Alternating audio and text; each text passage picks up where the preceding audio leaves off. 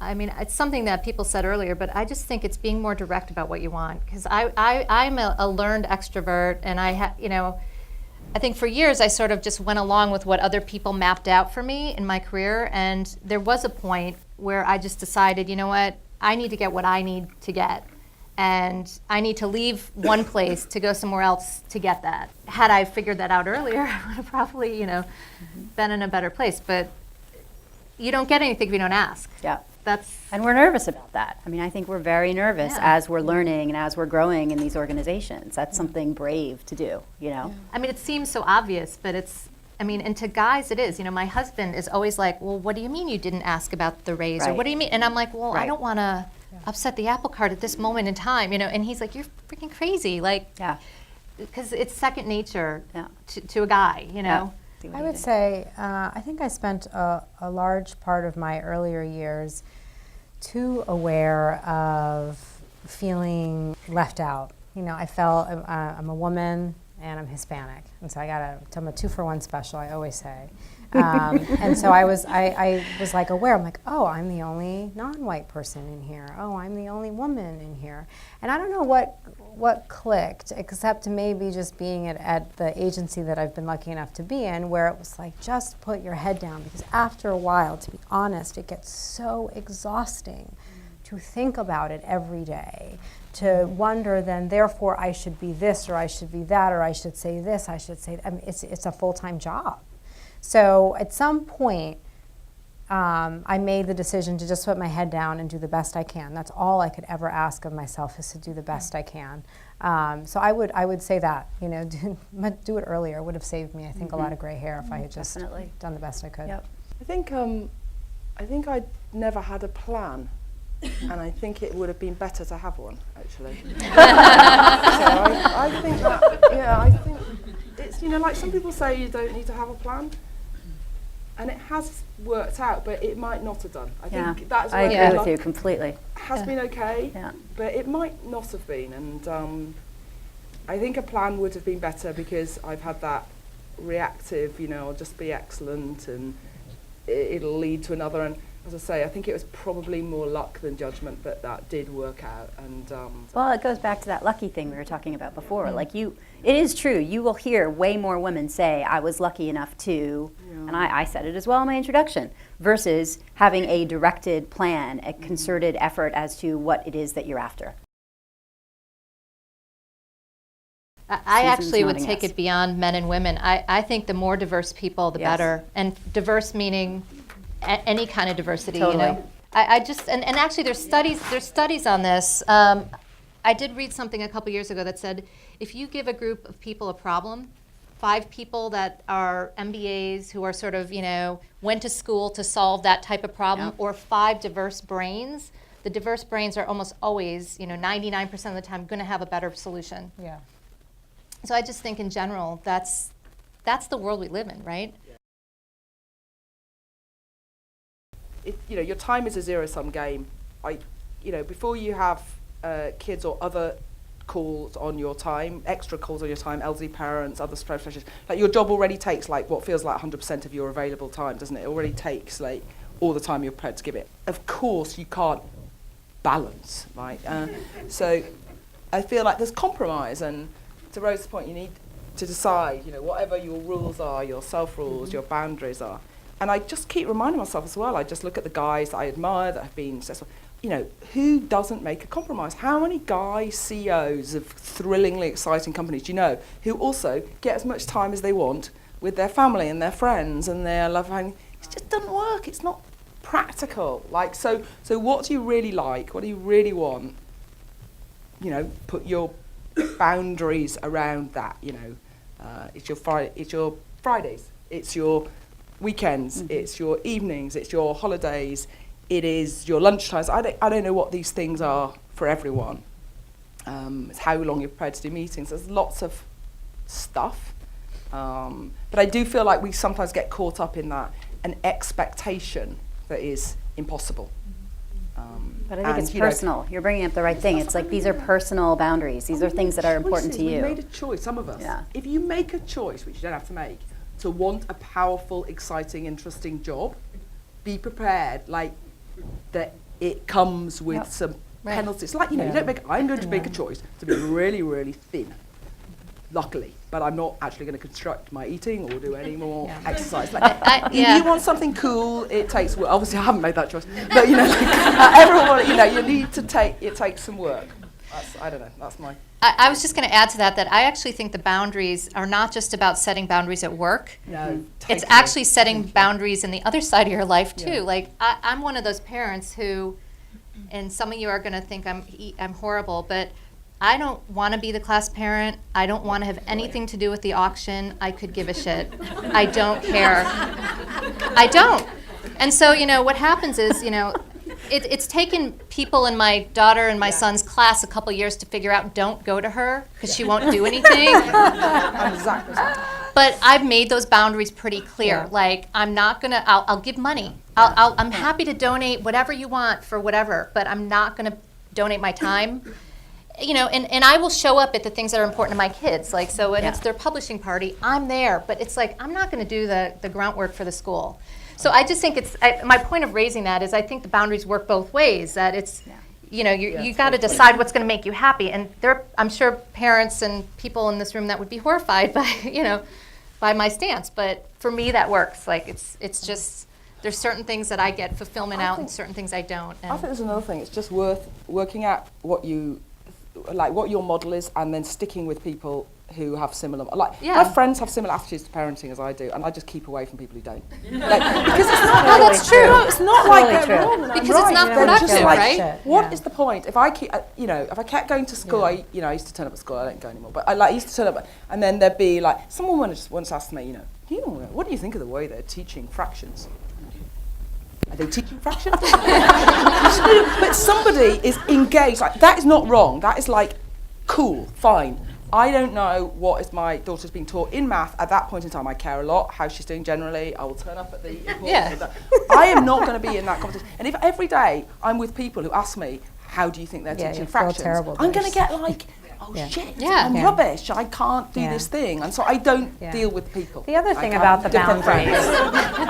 I know it sounds funny, but I don't mean it to be funny. I think it keeps me sane. No, I agree with you. The other thing about the boundaries, and this is, I'm about to say it sounds so cheesy, but you live it up, whatever side you're on that time. So I do try the Monday through Thursday when I'm working to just work as hard as I can. And there is a thing that happens where you become far more efficient than you ever dreamed that you would be as you rise up and you get kids. You know, you probably don't take that boozy lunch that often. You still do, but not that often.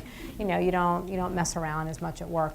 And then when you're with your kids, you know, you try to live it up with your kids. That's you know, cheesy advice, but it's so true. And I don't think that it really fails us to try that. And then the other part of that is then forgive yourself when you don't, because, you know, I'm not going to lie and act like I wasn't checking my phone at Gymboree that time. I was, you know, because I didn't want to really watch the kids bouncing up and down on the trampoline at Gymboree. But, you know, I felt guilty about it for 5 minutes, and then I moved on and realized, okay, well, you know, I'm not perfect, you know, and I wasn't interested at that very moment, and, you know, I'm not going to feel bad about it for that much longer. But I think that's a really interesting word, perfect. I mean, I think we're talking about a subject that has been handed to us and told, perfection has been defined from society, not from the reality of what we're all talking about here. So I think if we just like give ourselves a little break and say that it's not about perfection, it's about doing the best we can, and it's about being really honest about the things that are important to us. That's all that really matters. And also being really great at what we do. I mean, we're all here in this room because we're really great at what we do. And we really care about it, and we give a shit, and we're passionate about it. And I think that's probably the answer to the elusive, scary, big question that gets everybody fired up anytime anyone writes about it. I guess I don't have an answer for how it works. I can only tell you what's worked for me. I think life just happens, and we sort of have followed it. You know, so when we were in California, my husband was a banker, and he had those crazy early hours, so he was home at 2. So, you know, therefore he could take the kids from 2 on. I'm not suggesting that you should all look for West Coast bankers as, you know, as life partners. And then, funny enough, when this move back to New York happened, my husband was laid off, and so he's home with the kids, and he's doing a damn great job. I guess, you know, there's another side to this thing, which I would say, and it's been a hard lesson to learn, but you know, I'm learning it, and I will continue to learn it. Damn it. Is that you have to let go of some things. So, and that's in work and in life. You know, I mean, you sort of at work. I mean, I shouldn't say you. You know, I have a certain way of doing things, and I have to accept that there are people who are going to do them differently than me, but are probably just as effective. I think that that's been even more important when I think about my home life. You know, I mean, I could tell you a million things my husband just doesn't do right with the kids. You know.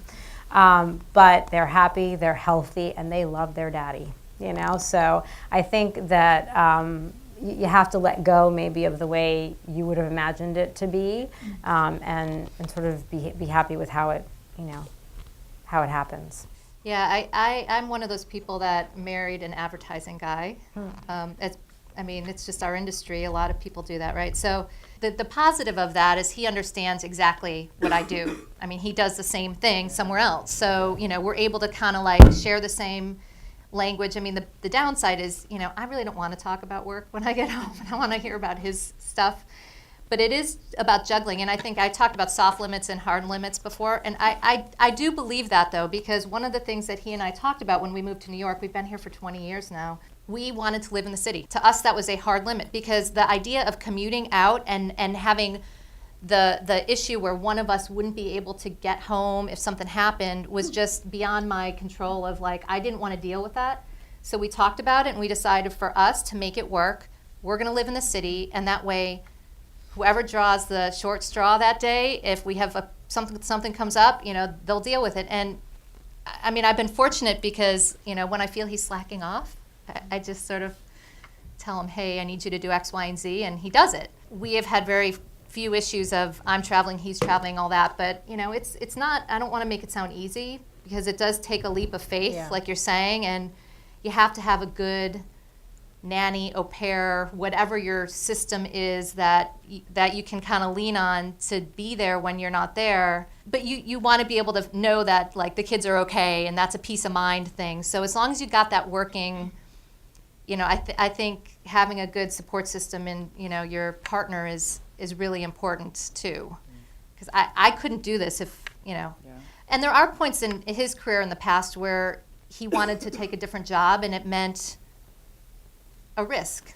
You know, either it was a leap of faith, a job that he wasn't sure was going to pan out, or, you know, which means that maybe I would be the sole, you know, breadwinner. And, you know, honestly, when I took the job at Arnold's, I didn't know what was going to happen. I didn't know if I'd stay. I didn't know, you know, so I think you just sort of have to support each other in those decisions. And there have been times when I've supported him and he's supported me, and it's been okay. I mean, I think, again, with your partner, have the conversations sooner rather than later so you kind of both know what you're signing up for, so there's no surprises down the road, right? The more transparency, the better. And I continue to believe, you know, the more you can figure out what works for you, and it's going to be different for you than it is for everybody else, but the more you kind of figure out what makes you tick and what's going to get you, you know, excited and happy, the more you can ask for that and push your career in that direction, and then figure out where you're willing to compromise and what you're not willing to compromise on. I mean, if you are in an organisation or a setup where you are already known and proven to be highly valuable, it is easier once you find yourself in a situation with less time flexibility to make the flex happen around you. That's, yeah. It doesn't mean it's always the right thing, but I just think it narrows the odds of you being able to make it work. Agree the principles when nothing's at stake. You know, agree the principles about like who's going to do what and how it goes. Before it's like 3 a.m. and they're arguing over like who's the last food. It's much easier in advance. You know, which sounds like, God, it sounds like one of those women's help textbooks, don't I? But you know, I think that matters quite a lot. The right environment matters, and then you know, the people you're with, like your people, keep you sane. But the people you work with, your friends, whether it's your family, like it's quite demanding, and other people, in my case, as you've heard me saying, I like to surround myself with other people who happily share their failings, and I find that quite encouraging. And I'm sure that's, and I'm sure other people have friends who much more give practical tips, or other people who just like very empathetic. That's my thing, but I know that that's my peer group that matters to me, and it's really important. Someone like when I say, oh God, it's just so awful. Yesterday I found myself shouting an inch away from the face of my 3-year-old. So embarrassed. They don't go, oh, you should really think about seeing a therapist. They go, oh God, that's not as bad as when I did. That for me is better. It's not better for everyone. Yeah, we shouldn't hide that stuff. I mean, me hiding my pregnancy behind a board is a horrible thing. That shouldn't be happening. So we have to, just be, I hate to say it loud and proud, but just also be smart about how we champion these things. It's not about a lack of equality of work. I mean, everybody's doing great in here. You wouldn't be sitting in here. So it's not about that. I don't think it's just about, when I say get your points on the board, make yourself valuable, I don't think that has to be senior. We all know in our business, there are people who are relatively junior who are just golden value, and you acquire them. So to embarrass Sarah, when Sarah was working at BBH, well before she became head of account management and all that sort of stuff, how old were you when you took that 2 months sabbatical off or 3 months sabbatical off to go travelling? I can't. 35. Yeah. So you were into your career, but you weren't at that point in your management position. She was running business, and it wasn't anything to do with. Sarah was just I want to go travelling. I want a break. It's been kind of intense. I'm taking 3 months off. It's highly inconvenient, but she's just fantastic. So you make it work around it. There are people who we wouldn't have made it work around. No, I'm serious though, because she's totally golden value. So you make it work. Yeah. And it's nothing to do with kids. And I do think, by the way, all this stuff about everything applies to whatever is important. It's easy for us to talk about kids because that's a particular common experience. But everything we're saying applies to every other life choice you might make. You know what? I want to travel for 6 months. You know what? I've got, unfortunately, my mum is very sick. I want to invest in looking after her. You know what? I want to be with my sister. Whatever they are, the principles are the same. Work it through, make yourself valuable, have confidence that you'll do it. But it's a really good point. I mean, kids are the boiling point, the tension point, because you can't unkid yourself. Do you know what I mean? Once you have the kids, they're there. And by the way, in my crazy state after having them on, can we return them? This is changing our lives completely. You can't do that. So it forces all of this stuff, you then by necessity have to create boundaries, have to decide how much sleep you need, have to decide all this stuff. But I think, all of the other things should be just as important. I mean, all the other aspects of life, all the other things you're trying to juggle, manage, et cetera, should be just as important. We just don't tend to do that until it's right in front of our faces. There's ultimate flexibility in that too. I mean, I've done conference calls from all sorts of random places because that's what you do and it's okay. The problem with technology is you're always on. The benefit of technology is you're always on. And so you figure out when to do those things, We also have an industry that can take advantage of that in another way. None of my, my clients do expect that if they say they've got a really big problem and it needs to be sorted by 8 o'clock tomorrow morning, it's going to be sorted by 8 o'clock. But equally, if they call up and I'm someone, you can be out of the office for a whole morning if there's not work to be done or it's not urgent. Exactly. You can take advantage the other side. No one cares. Get the work done. I had a leader of an agency who I worked for a very long time ago, not Shy Day, for Shy Day, who used to literally come in on weekends and nights to walk the floor to see who was there.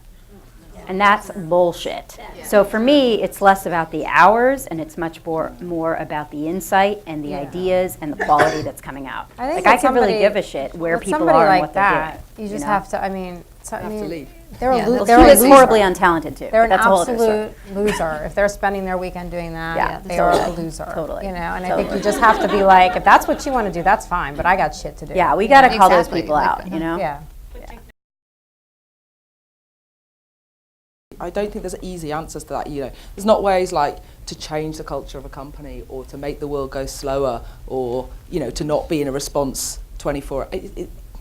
As I say, there are upsides to what we do. It's like the kid thing as well. I feel sometimes I get this thing about, don't you think we should make special rules for mums, who are dealing with that stuff? And I'm like, no, because you can make special rules for people who you can make allowances for people who have really demanding demands, who have real demands on their time, which might happen to be kids, and we can be flexible towards that, but you can't single out the specialness. Not least because, you know, if you're a parent, you've chosen it, and it's the best thing, and it's got the biggest upsides in the world.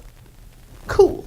So, you know, you chose. And now, Wendy's phrase, own it and work it and expect humanity and expect flexibility and all that stuff, but own it. It brings great upsides, and then deal with it. With kids is that they do, and with any life thing, even if it's not kids, it brings what we so desperately need sometimes, which is perspective. Yes, it's You know, true. because you live this world and you can live it 12 hours a day and you're a slave and tunnel vision on that thing, and then you're like, this is, like Emma said, this is actually not that important. Who Right. cares? Or it'll be here tomorrow. I'm sure of it when I come in, so I'm just going to go now. So it doesn't mean that it's just sort of any less responsible one way or the other, but it has taught me a ton about what's really important, what really needs my attention right now, and what can wait. And lots of times things can wait. I say a lot to the male leaders in my company that they can set the tone as well. Like obviously, everything about being a parent and a successful business person requires dual engagement around both sides of that equation. Like you know, I think you really helps. If you've got a partner, it really helps that they're actively engaged in it. The other thing that guys can do, leaders, is be very public about their engagement with their families and their family responsibilities and their other side of their life, because that's another way that just sets a tonality and an example around stuff. And I know, you know, there's all that stuff about guys get extra points for being, like, you know, cute and loving when they go off to their kids' events, but it's still better than them not doing it and not embracing it, you know. The examples come from you as a female leader, but they also come from men as leaders, and what they say is important, and the fact that they publicly say, I'm actually taking my kids to a doctor today.